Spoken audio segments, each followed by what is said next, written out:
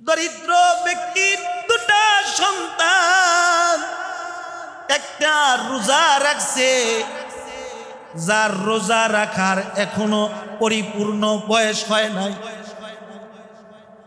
মার কাছে যায়া বলে, মা, আঙ্গুর দেখা যায়, আপেল দেখা যায়, ভালো ভালো দামি দামি খাবার দেখা যায় রে মা। সারাদিন রোজা রাখছি, ইফতার কি দিয়া করব? একটা আপেল হইলে ভালো হইতো, একটা আঙ্গুর হইলে ভালো হইতো। মা চোখের পানি সারি আর কয়, সন্তান, যে মালিক বানাইছে ওই মালিকের কাছে চা। যে মালিকের রোজা রাখোস ওই মালিকের কাছে চা, ওই মালিক দিবে। মালিক কোনো বান্দারে নৈরাশ করে না। ধনাত্ম ব্যক্তির সন্তানের কাছে ছোট বাচ্চা দরিদ্র ব্যক্তির যায়া ফল চায়, কিন্তু দেওয়ার সময় নাই। ধনাত্ম ব্যক্তি দেখা দেখা হাসে। আল্লাহ তাআলার কোন বান্দা বান্দি যদি আল্লাহর গোলামি করে, তার সাথে যদি কেউ আদাওতি করে, স্বয়ং সে আল্লাহর গোলামির সাথে আদাওতি করলো না, স্বয়ং সে আল্লাহর সাথে আদাওতি দুশমনি করলো। এই যে ছোট বাচ্চাগুলা আশায় আশায় বারবার ধনাত্ম ব্যক্তির বাড়ির আশেপাশে যায়, ধনাত্ম ব্যক্তি কিছু দেয় না। মা সন্তানরে হাতি দুরা দুরা টাইনা টাইনা ঘরের ভিতরে ঢুকায়া, ঘরের দরজা বন্ধ করা সন্তানরে সান্ত্বনা দিতেছে আর বলতেছে, আগামীকালকে তোর বাবা যদি কামাই করে তোলে ফলাইনা দিতে বলে। আরশের মালিক, কাবার মালিক, রাজ্জাক মালিকই সইতে পারে না। বান্দার চোখের পানি এত বেশি ভালোবাসে মালিকে। বান্দা যদি 40 বছর গুনাহ করে, 80 বছর গুনাহ করেও কতরা কতরা চোখের পানি মুনাজাতি সাইরা ফেলায় মালিক, বান্দার সমস্ত জিন্দেগির গুনাহ মাফ করে দেয়। ওই যে মা কানতেছে, আল্লাহ তাআলা ফেরেশতা পাঠায় দিছে, যা যা যা, আমার বান্দা বান্দি ইফতারির জন্য ফলের নিয়া জান্নাত থেকে চলে যা। হাম গুনাহগার और तू गफ्फार है, हम बरी ऐबू से तू सत्तार है। আল্লাহ কয়, তুই গুনাহ করতে জানোস, আমি মাফ করতে জানি। তুই গুনাহ করস, আমি আমার রহমতের চাদর দিয়া গুনাহ ডাকি। আস্তে কম সুবহানাল্লাহ। ও বান্দা তাওবা কর, 10 দিন দিছি রহমতের ছায়াতলে ঢুকে যা, 10 দিন দিছি মাগফিরাত করবি। 20 দিন যদি বান্দা আমার কামা হকু গোলামি করস, লাস্টের 10 দিন রাখছি বেগাইরে হিসাব নাজাত, মাফ করতে থাকবো, গুনাহ মুছতে থাকবো, জিন্দেগিটাকে পাক করতে থাকবো, সাফ করতে থাকবো, আমার পেয়ারা পেয়ারা বান্দাদের কাতারে দাঁড় করায় দিব। আল্লাহু আকবার। এজন্য রোজা ফরজ করছে কে? আল্লাহর রাসূল বলে, শুধু রোজা রাখলে হবে না, রোজার মাধ্যমে হাকিকতান হলো দরিদ্র আর গরিবকে আল্লাহ তাআলা বুঝাইতেছে। এই ধনাত্ম ব্যক্তিরা দেখ পেটের ক্ষুধা কেমন লাগে, বুঝায় কে? আরো জোরে কোন বুঝায় কে? আল্লাহ বুঝায় যে তুই যে ধনী, খালি আঙ্গুর খাস, আপেল খাস, মালটা খাস, কলা খাস, ডালিম খাস, তোর পেট সারাদিন ভরা থাকে। আমার কিছু বান্দা আছি যারা দরিদ্র দিনমজুর, এক বেলা খাইলে 2 বেলা অনাহারে থাকে। দেখ বান্দা, ক্ষুধার্ত কত কষ্ট, ক্ষুধার্ত যেহেতু কষ্ট, তোর উপরে আমি যাকাত ফরজ করছি, দরিদ্রদেরকে তুই যাকাত দিবি। আল্লাহু আকবার কোন, আরো জোরে কোন আল্লাহু আকবার।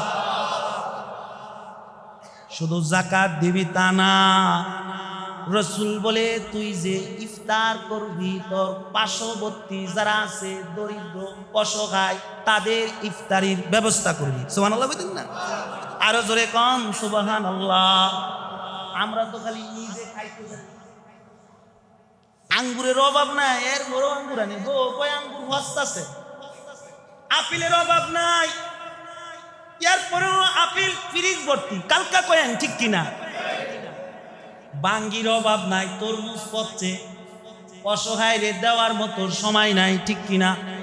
হাকিমুল উম্মত থানবী রহমাতুল্লাহি আলাইহি কিতাবের ভিতর একটা ওয়াকিয়া লেখছে, একই গ্রামে দুইজন বসবাস করে এক মহল্লা। কয়জন বসবাস করে? আরো আসতে কোন, কয়জন বসবাস করে? একজন হলো ধনাত্ম ব্যক্তি, আরেকজন হলো অসহায় ব্যক্তি যে দিন মজুর। হায় হায়, দিন মজুরের সন্তান যে দরিদ্র ব্যক্তি, সে চিন্তা করতেছে যদি আমি মাটি কাটা যাই তাহলে তো আমি রোজা রাখতে, আরো জোরে কম, রোজা রাখতে পারবো না। ঠিক আছে, মাটি কাটবো না, পরিশ্রমের কাজ করবো না, পরিশ্রমের কাজ করলে বেশি টাকা পাওয়া যায়, আর যদি সহজ কাজ করে দিলে কম টাকা পাওয়া যায়, কম টাকা কামামু কিন্তু মালিকের গোলামি করবো।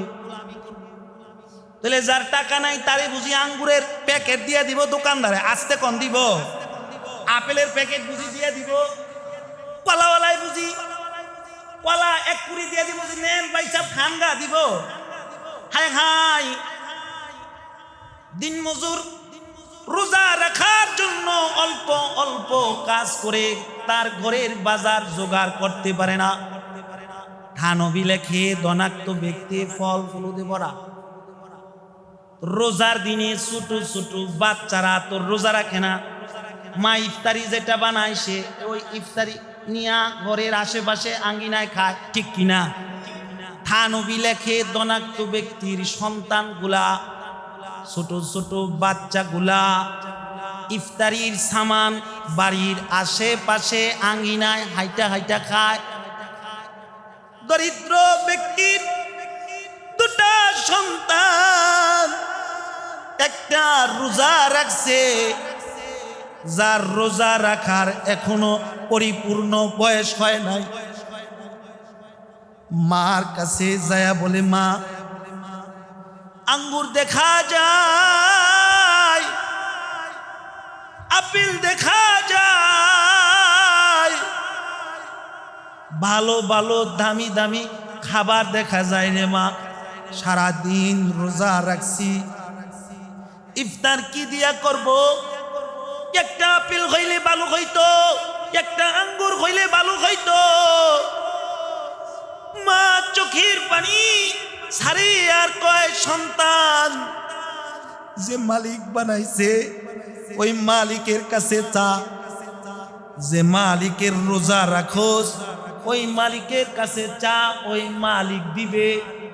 মালিক কোনো বান্দারে নৈরাশ করে না। ধনাত্ম ব্যক্তির সন্তানের কাছে ছোট বাচ্চা দরিদ্র ব্যক্তির যায়া ফল চায় কিন্তু দেওয়ার সময় নাই। ধনাত্ম ব্যক্তি দেখা দেখা হাসে। আল্লাহ তাআলার কোনো বান্দা বান্দি যদি আল্লাহর গোলামি করে, তার সাথে যদি কেউ আদাওয়াতি করে, স্বয়ং সে আল্লাহর গোলামের সাথে আদাওয়াতি করলো না, স্বয়ং সে আল্লাহর সাথে আদাওয়াতি দুশমনি করলো। এই যে ছোট বাচ্চাগুলা আশায় আশায় বারবার ধনাত্ম ব্যক্তির বাড়ির আশেপাশে যায়, ধনাত্ম ব্যক্তি কিছু দেয় না। মা সন্তান রে হাতি দুরা দুরা টাইনা টাইনা ঘরের ভিতরে ঢুকায়া, ঘরের দরজা বন্ধ করা সন্তানরে সান্ত্বনা দিতেছে আর বলতেছে আগামীকালকে তোর বাবা যদি কামাই করে তোলে ফলাইনা দিতে বল। আরশের মালিক, কাবার মালিক, রাজ্জাক মালিকই সইতে পারে না বান্দার চোখের পানি এত বেশি ভালোবাসে মালিকে। বান্দা যদি 40 বছর গুনাহ করে 80 বছর গুনাহ করেও কতরা কতরা চোখের পানি মুনাজাতি সাইরা ফেলায় মালিক বান্দার সমস্ত জিন্দেগির গুনাহ মাফ করে দেয়। ওই যে মা কাঁদতেছে আল্লাহ তাআলা ফেরেশতা পাঠায় দিছে, যা যা যা আমার বান্দা বান্দি ইফতারির জন্য ফলের নিয়া জান্নাত থেকে চলে যা। কালকা কইেন সুবহানাল্লাহ, আরো আসতে কোন সুবহানাল্লাহ। আর ওই যে দেয় নাই আল্লাহ তাআলা তার প্রতি গোসা এসে গেছে। মুহতারাম হাজিরিন, আমার আলোচনার শেষ পর্বে আমি আপনাদেরকে যে কথাটা বুঝাইতে চাইতেছি, ইফতারি করব নিজে, পার্শ্ববর্তী বাড়িতে গরিব থাকলে ইফতারি দিব কি দিব না? আরো জোরে কোন দিব কি দিব না? দিব তো ইনশাআল্লাহ। আরো জোরে বলেন দিবেন তো ইনশাআল্লাহ। গরিব ফকির যদি বাড়ির আশেপাশে দিয়া যায় ইফতারি দিবেন তো তাকে? আরো জোরে কোন দিবেন তো? বলেন ইনশাআল্লাহ। আল্লাহর রসুল বলে যে হাদিস পড়েছি, আল্লাহর রসুল হযরত আবু হুরায়রা রে বলে, এই আবু হুরায়রা, আমার মহামালিক এত বড়, আল্লাহ তাআলা রমজান যখন আরম্ভ হয় 8টা জান্নাতের দরজা খুলে দেয়। আরো আসতে কোন সুবহানাল্লাহ। 7 জাহান্নামের দরজা 1 মাসের জন্য বন্ধ করে দেয়। আল্লাহ তাআলা শয়তানি মরদুদকে আরশের মালিক আল্লাহ বন্দী করে দেয়। আল্লাহর রসুল, বুখারী ও মুসলিম শরীফের হাদিস, قال رسول الله صلى الله عليه وسلم إذا جاء رمضان فتحت أبواب الجنة وغلقت أبواب النار وصفدت الشياطين। আল্লাহর রাসূল কয়, রমজান যখন আরম্ভ হয়, এই আবু হুরায়রা, আল্লাহ তাআলা 8 জান্নাতের দরজা খুলে দেয়। রমজান যখন আরম্ভ হয় 7 জাহান্নামের দরজা আল্লাহ তাআলা বন্ধ করে দেয়। ইবলিস নামক শয়তানকে আল্লাহ তাআলা বন্দী করে দেয়।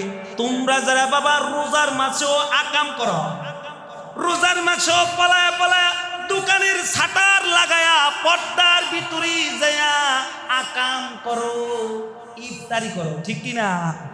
তাইলে তার মানে শয়তানের বড় শয়তান তুমি। কালকা কইেন ঠিক কি না? তুমি শুধু শয়তান না, শয়তানের বড় না।